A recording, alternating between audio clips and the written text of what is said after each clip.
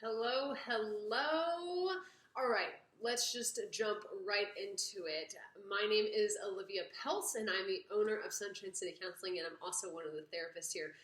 And we get a lot of questions about the process of therapy. So let's talk about some questions that we often get. We'll start with one. This is a question that we often hear is, I'm starting to take a break from therapy because I'm frustrated with my therapist. I feel so much better not going to therapy. Does this mean I'm done with therapy or that I had a bad therapist? So, great question. One that I hear often enough to talk about it here. So there's a couple of different things that kind of come to my mind. It could be that the therapist that you were working with was not a great fit for you. Another thing that I'd be curious about is what were you frustrated by with your therapist? And if you were frustrated about things of significance, I would assume so, then why did you not feel comfortable talking with your therapist about it? Again, it could be that that therapist just wasn't a great fit.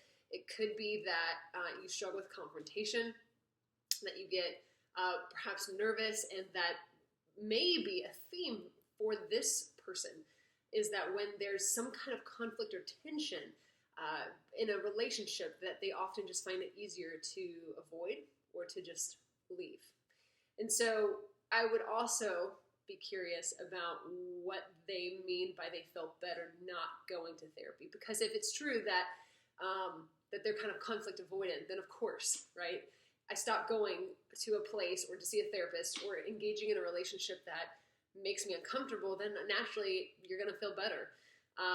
But that doesn't mean that that's the solution or that you're done with therapy. So as you can kind of tell, there's a lot to kind of unpack with that.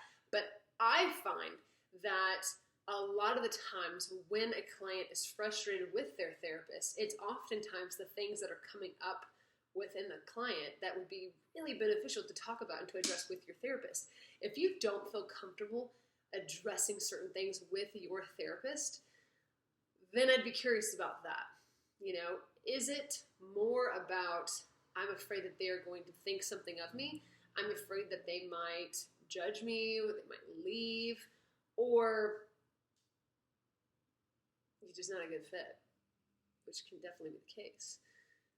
What happens in the therapy room, right, is so much of a microcosm of what actually happens in real life.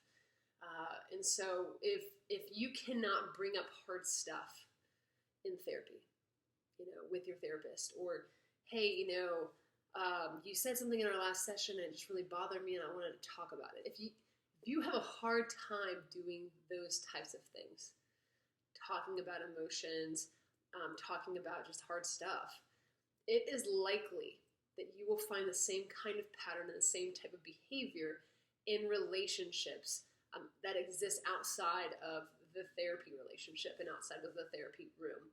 I always like to say that what happens in the therapy room is like a training ground for what happens outside. Your growth is going to happen most of the time outside of the room, right, with the therapist. It's going to happen in relationships that you create, that you form, and that you forge outside of the therapy relationship and outside of that 1 hour space. The 1 hour space is meant to clarify and to challenge you in your thought process and in your patterns and in behavior points. And so again, you know, this question, I'm starting to take a break from therapy because I'm frustrated with my therapist.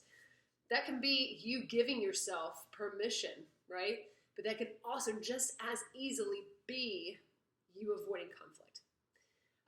And that they feel a lot better not going to therapy. Again, if you are conflict avoidant, then of course you're going to feel better not going to therapy. And so just being curious, right? That's the theme. You've heard me say that. Well, I'd be curious about this, be curious about that.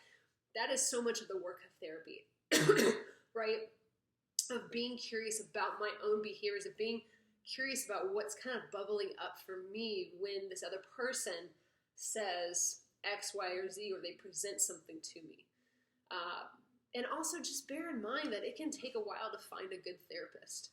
that the very first therapist that you meet with, if you don't feel like, click, it doesn't necessarily mean that's wrong.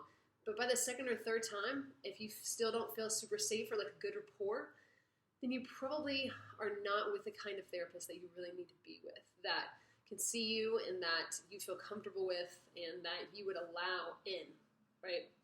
So keep that in mind. This is why, people always do phone consults or free first sessions to make sure that you're a good fit, because ultimately, this journey is not about the therapist. This journey is about you and what you want out of it, and who do you want to come alongside of you to bear witness to who you are and to who you can become.